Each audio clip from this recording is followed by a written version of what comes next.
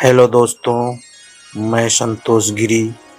माँ तो माँ होती है, रुला देने वाली एक कहानी। हेलो माँ, मैं राजू बोल रहा हूँ। कैसी हो माँ? मैं ठीक हूँ बेटे। ये बताओ, तुम और बहू दोनों कैसे हो? हम दोनों ठीक हैं माँ। आपकी बहुत याद आती है।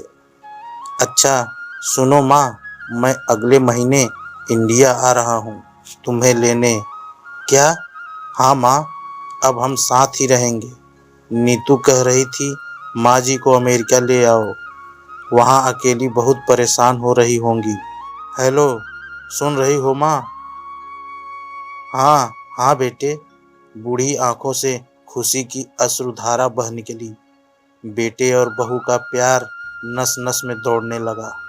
जीवन के 70 साल गुजार चुकी सावित्री ने जल्दी से अपने पल्लू से आंसू पोंछे और बेटे से बात करने लगी। पूरे 2 साल बाद बेटा घर आ रहा था।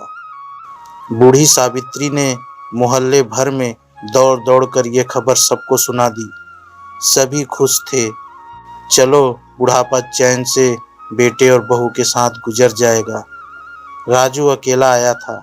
उसने कहा कि माँ, हमें जल्दी ही वापस जाना है, इसलिए जो भी रुपया पैसा किसी से लेना है वो लेकर रख लो, और तब तक मैं किसी प्रॉपर्टी डीलर से मकान की बात करता हूँ।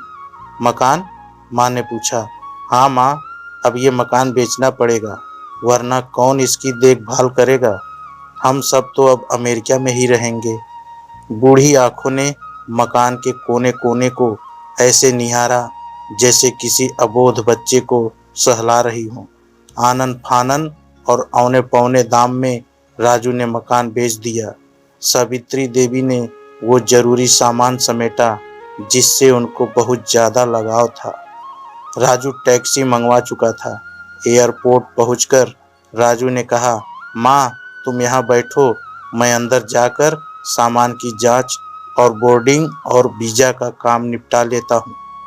ठीक है बेटे। सावित्री देवी वही पास की बेंच पर बैठ गई। काफी समय बीत चुका था। बाहर बैठी सावित्री देवी बार बार उस दरवाजे की तरफ देख रही थी जिससे राजू गया था, लेकिन अभी तक बाहर नहीं आया। शायद अंदर बहुत भीड़ होगी, सोचकर बूढ़ी आंखें फिर से टकटकी लगाए देखने लगती। अंधेरा हो चुका था। एयरपोर्ट के बाहर गहमा-गहमी कम हो चुकी थी। माँ जी, किससे मिलना है? एक कर्मचारी ने वृद्धा से पूछा। मेरा बेटा अंदर गया था टिकट लेने, वो मुझे अमेरिका ले जा रहा है, सावित्री देवी ने घबरा कर कहा। लेकिन अंदर तो कोई पैसेंजर नहीं है। अमेरिका जाने वाली फ्लाइट तो दोपहर में ही चली गई। क्या नाम था आपका बेटे का? कर्मचारी ने सवाल किया। राजू।